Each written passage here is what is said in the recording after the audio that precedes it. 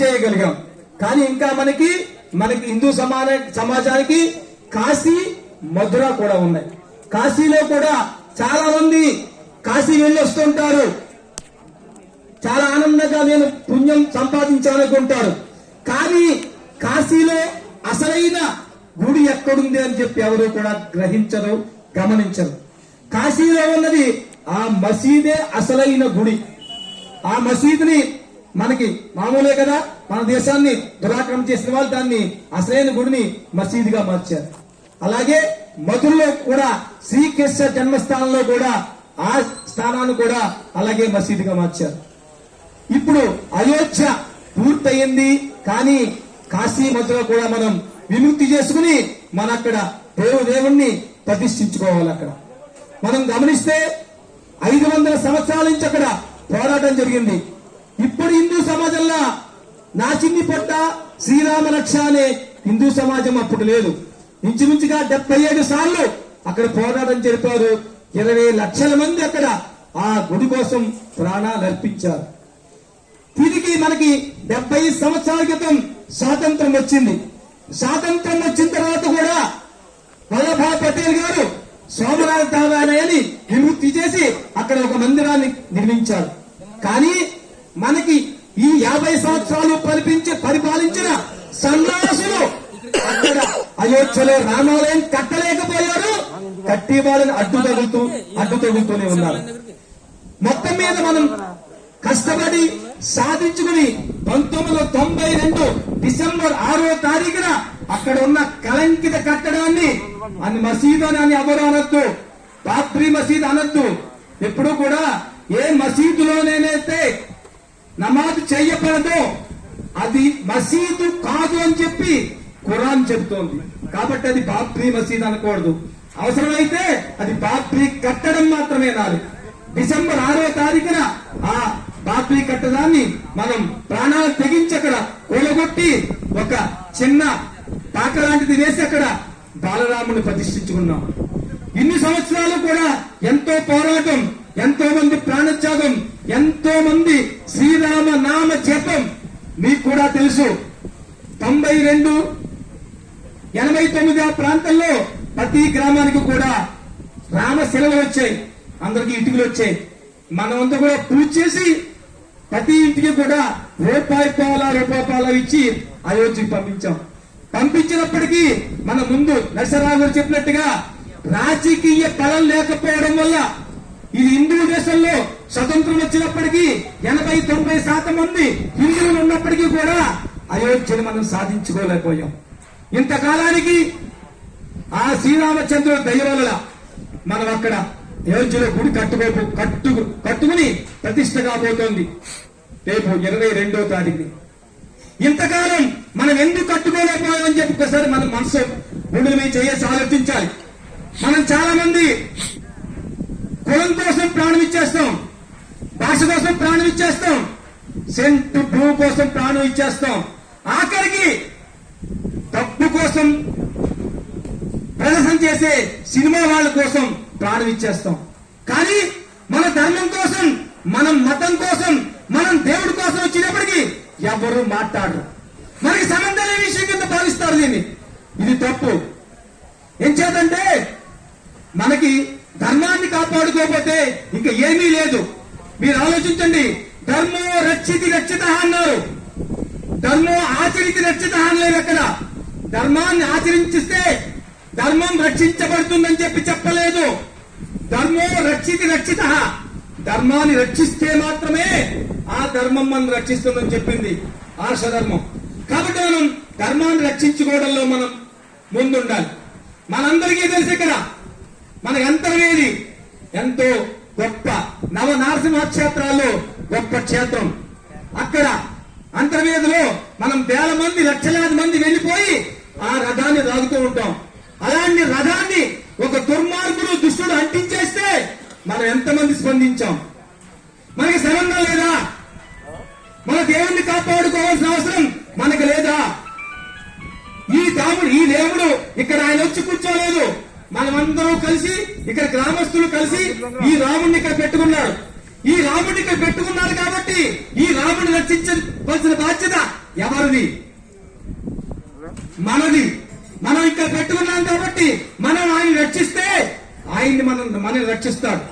కాబట్టి దేవుడిని మనం రక్షించడం ఏమిటని చెప్పి పెద్ద కవులు చెప్పద్దు. ఇది కలియుగం. ఈ కలియుగంలో దేవుడికి వ్యతిరేకంగా చాలా మంది ఉంటారు. ఈ కలియుగంలోనే కాదు, ద్వాపర యుగంలోనూ త్రేతాయుగంలో కూడా రాక్షసులు అనే వాళ్ళు భగవంతుడి వ్యతిరేకంగా యుద్ధాలు చేశారు. ఈ కలియుగంలో కూడా రాక్షసులు ఎవరు ఉన్నారో మీకు తెలుసు. వాళ్ళు ఎవరంటే దేవుడికి వ్యతిరేకంగా మాట్లాడేవాళ్ళు. వాళ్ళు ఎవరో తెల్లబట్ల వాళ్ళు, ఆ బట్ల వాళ్ళు ఉంటారు. స్పష్టంగా చెప్పక్కలేదు. వాళ్ళందరూ కూడా రాక్షసులే.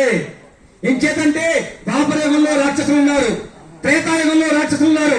కలియుగంలో వాళ్ళందరూ ఏమయ్యారంటే వీళ్ళగానే ఉన్నారు. ఎలాగా? మన దేవుణ్ణి తిట్టి, మన ధర్మాన్ని తిట్టి, మన గుడిని కూలగొట్టి వాళ్ళందరూ ఆ జాతికి చెందిన వాళ్ళే. కాబట్టి మనం ఈ రాక్షసులతోటి అప్పుడు రాముడు పోరాడాడు, తర్వాత శ్రీకృష్ణుడు పోరాడాడు. మనం కూడా పోరాడవలసిందే. ఎంచేతంటే పోరాటం లేకపోతే ఏమీ సాధించలేం. ఆ శ్రీరామచంద్రుడు గాని, ఆ శ్రీకృష్ణుడు గాని, మన ఏ భగవంతుని చూసినా కూడా ఆ భగవంతుడి చేతిలో ఆయుధాలు ఉంటాయి. ఎంచేత ధర్మాన్ని రక్షించడం కోసం. కాబట్టి మనం పోరాటం చేయకుండా మనం జపం చేస్తూ, పూజలు చేస్తూ, భజన చేస్తూ మనం ధర్మాన్ని మనం కాపాడుకోలేము. కాబట్టి మనం ధర్మాన్ని కాపాడుకునే ప్రయత్నం కూడా చేయాలి. ప్రపంచమంతా ఇందాక చెప్పినట్టుగా భారతదేశం హిందూ ధర్మం చాలా వృద్ధి పొందుతోంది అనుకుంటుంటే, మన తెలుగు రాష్ట్రాల్లో మాత్రం హిందూ ధర్మం అణగారిపోతోంది. ఇక్కడ ఏ చిన్న ప్రయత్నం చేసినా, చిన్న వినాయక చవితి పెట్టుకోవాలంటే పర్మిషన్ కావాలి, గణపతి నవరాత్రులు చేసుకోవాలంటే పర్మిషన్ కావాలి. కానీ నువ్వు చర్చి పెట్టుకుని, మసీదు పెట్టుకుని ఎంత సౌండ్ పెట్టినా ఏ లంచంకు వచ్చి పర్మిషన్ కోసం అక్కడ అడగదు.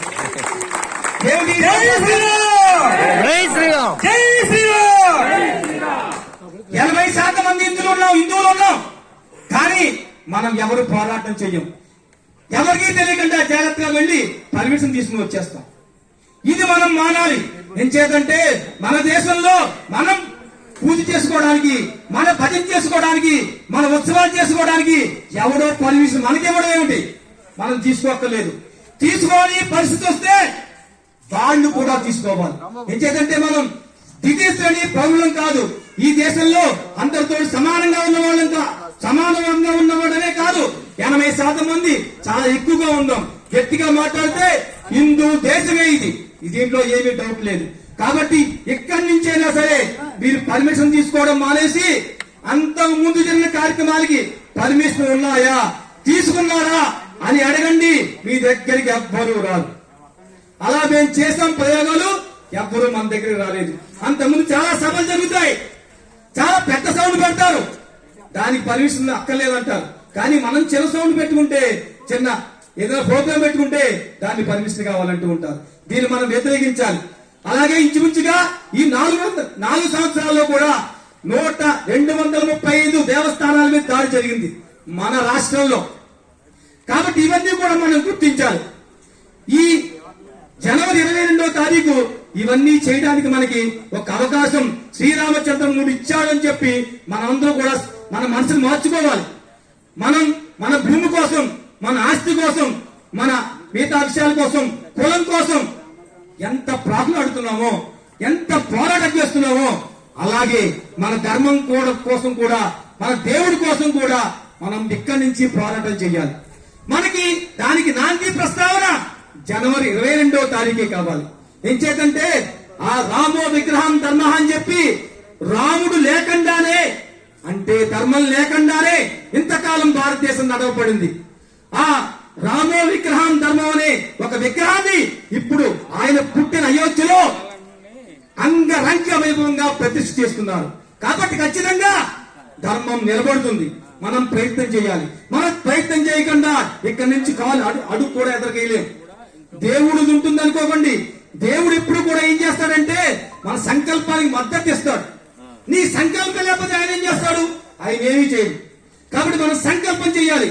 మనం పూజ చేసుకుంటూ ఉంటాం, పెద్ద పెద్ద వ్రతాలు చేస్తూ ఉంటాం. అలాంటప్పుడు మనం నా చిన్ని పొట్ట శ్రీరామ రక్ష, నేను బాగుండాలి, నా కుటుంబం బాగుండాలి, నా కొడుకు డాక్టర్ అవ్వాలి, నా కూతురు ఇంజనీర్ అవ్వాలి అనేతో పాటు నా దేశం బాగుండాలి, నా ధర్మం బాగుండాలి అని చెప్పి నమస్కారం చేసుకుంటే ఖచ్చితంగా ఆయన మన కోరికను ఆమోదిస్తాడు. ఏం చేతంటే భగవంతుడు ఆయన కోరికలు తీర్చడం కోసమే ఉన్నాడు. ఇంతకాలం ఈ అయోధ్య ఎందుకు జరగలేదంటే 100 కోట్ల మంది భారతీయుల్లో చాలా తక్కువ మంది మాత్రమే ఆ భగవంతుణ్ణి ఆలయం అవ్వాలి కోరుకున్నారు. కానీ ఈ రోజుకి ఆ సంకల్పం పెరిగింది. చాలా ఎక్కువ మంది ఎక్కువగా నా దేవుడి ఆలయం అవ్వాలని చెప్పి కోరిక పెరిగింది. సంకల్ప బలం పెరిగితే ఖచ్చితంగా అది అవుతుంది. అలాగే ఈ రోజుకి దానికి రాజకీయ బలం తోడవచ్చు, కానీ సంకల్ప బలం చాలా గొప్పది. ఆ సంకల్ప బలం వల్ల ఈ రోజున అక్కడ అయోధ్యలో శ్రీరామ జన్మభూమిలో భవ్యమైన దివ్యమైన రామ మందిరం నిర్మించబడింది.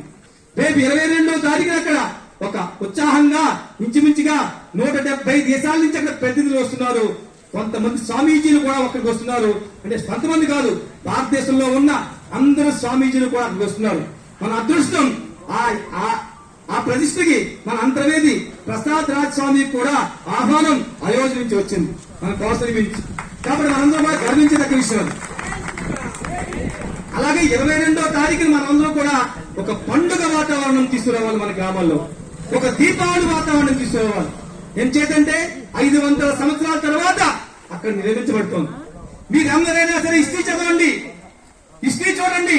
ప్రపంచంలో ఏ దేశంలోనైనా సరే ఒక ముస్లిం వ్యక్తి, ముస్లిం సంస్థ ఆక్రమించుకున్న స్థలాన్ని తిరిగి ఇవ్వడం ఇంతవరకు జరగలేదు. ఇది ప్రప్రథమంగా జరిగింది. కాబట్టి మనం ప్రపంచంలో ఎప్పుడైనా సరే వాళ్ళు ఆక్రమించుకోవడమే తప్ప ఇంతవరకు ఎవరికి ఏది వదిలిపెట్టలేదు. ఇప్పుడు కూడా వదిలిపెట్టలేదు. పోరాడి సాధించుకున్నాం. కాబట్టి ఆ పోరాడి సాధించుకున్న దాన్ని మనం బాగా సెలబ్రేట్ చేసుకోవాలి. ప్రతి గ్రామంలో కూడా ఆ రోజున ఇలాంటి చోట ఒక భజన కార్యక్రమం పెట్టుకోవాలి, ఉపన్యాసం కార్యక్రమం పెట్టుకోవాలి. ఒక స్క్రీన్ కట్టుకుని అక్కడ అయోధ్యలో జరిగే ఆ ఉత్సవం అంతా కూడా ఈ స్క్రీన్ మీద మనం చూడాలి. చూసిన తర్వాత ఇక్కడ ప్రసాదాన్ని అందరూ కూడా తీసుకుని భజన చేసి ఏదైనా పూజ చేసి అప్పుడు మనం ఇంటికి వెళ్ళాలి. ఆ రాత్రి కూడా మనమందరూ కూడా ప్రతి ఇంటి దగ్గర కూడా దీపావళి జరగాలి. ఎంచేతంటే నరకాసురుడు చచ్చిపోయేటప్పుడు చావలేదో మనం చూడలేదు, కానీ ఎంతో మంది నరకాసురుని అడ్డుపడి మనం ఈ రోజు అక్కడ సాధించుకున్నాం. కాబట్టి ఇది మనకు పెద్ద దీపావళి. కాబట్టి ఆ రోజు మనందరూ కూడా ప్రతి ఇంటి దగ్గర కూడా దీపావళి చేసుకోవాలి. సిగ్గుపడక్కర్లేదు. ఇది ఇప్పుడు చేస్తున్నాడు ఏంటి అని చెప్పి అనుకోవట్లేదు. ఇదే మనకి దీపావళి. ఖచ్చితంగా ప్రతి ఇంటి దగ్గర కూడా 5 దీపాలు తక్కువ కాకుండా ప్రతి వ్యక్తి కూడా దీపాలు వెలిగించాలి. అలాగే కూడా ఎంతో మంది మన తమ్ముళ్ళు, మన అన్నయ్యలు కూడా మన ధర్మాన్ని విడిచిపెట్టి వెళ్లిపోయారు. వాళ్ళ అమాయకత్వం, వాళ్ళ దుర్మార్గులు కాదు, వాళ్ళందరూ మన సహోదరులే, మన సోదరులే. ఎక్కడికి దారి తప్పారంటే తిరిగి దారిలో రావడానికి కొంత సేమ్ దొరుకుతుంది. కాబట్టి మనం ఈ రోజు ఈ అక్షంత పట్టుకెళ్తాం. పట్టుకెళ్ళిన తర్వాత ప్రతి వాళ్ళు కూడా ఇది ఏ ఇంటి దగ్గర పెట్టకూడదు. ఏదైనా రామాలయం దగ్గర కానీ ఏదైనా ఇంకో గుడి దగ్గర కానీ ఆ అక్షంతలు పెట్టాలి. పెట్టిన తర్వాత మీరు ఏ రోజు అయితే పంచి పెడతారో ఆ రోజు వరకు కూడా అక్కడ శ్రీరామ జయ జయ రామ జపం చేయాలి. ఏం చేద్దంటే ఈ జపం రాముడి కంటే చాలా గొప్పది రామనామం. ఆ శ్రీ పరమశివుడే పార్వతిని ఉపదేశించాడు. ఏది శ్రీరామ జయ జయ రామ అనే విజయ మంత్రాన్ని. కాబట్టి ఆ విజయ మంత్రాన్ని మనం ప్రతిరోజు కూడా అక్షంతలు ఉన్నంత కాలం కూడా ఆ దేవాలయం దగ్గర ఉదయం సమయం కానీ రాత్రి సాయంత్రం సమయం కానీ మనందరూ ఏదో సమయం అనుకుని చెప్పి ఖచ్చితంగా 108 సార్లు చేయడం, ఒక్కసారి హనుమాన్ చాలీసా చేయడం చేయాలి.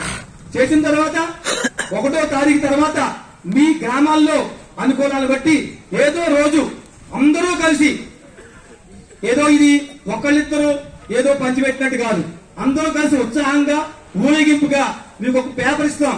అలాగే అయోధ్య శ్రీరామ జన్మభూమిలో కడుతున్నటువంటి ఒక ఆ గుడి సంబంధించిన ఫోటో ఒకటి ఇస్తాం. మీ గ్రామానికి ఎన్ని కావాలంటే అన్ని ఫోటోలు ఇస్తాం. అతి ఫోటో కూడా ఈ అక్షంతలు, ఈ పేపరు, ఈ ఫోటో, ఈ 3 కూడా ప్రతి ఇంటికి వెళ్ళాలి. ఏ ఒక్కరు కూడా ఇది నాకు అందలేదని ఫీలింగ్ కలగకూడదు, అందలేదని మాట కలగకూడదు.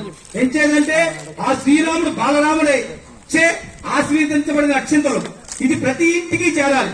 ప్రతి వాళ్ళకి కూడా అయోధ్యలో రామాలయం ఈ రోజు ప్రతిష్ఠ అవుతోందని చెప్పి ప్రతి వ్యక్తికి తెలియాలి. ఎంచేదంటే ఇది మామూలు విషయం కాదుగా, చాలా పెద్ద విషయం. కాబట్టి ఏ ఒక్కరికి తెలియకుండా ఉండకూడదు, ప్రతి ఇంటికి ఇది వెళ్ళాలి.